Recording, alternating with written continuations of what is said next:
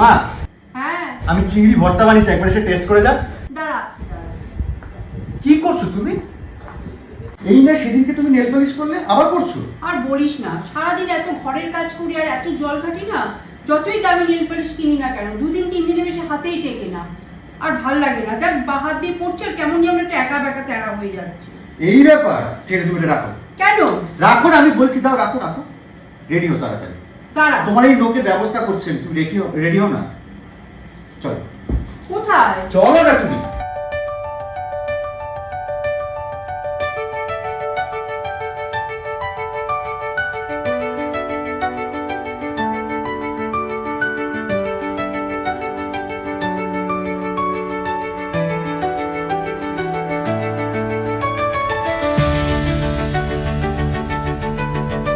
বাহ, খুব সুন্দর হয়েছে।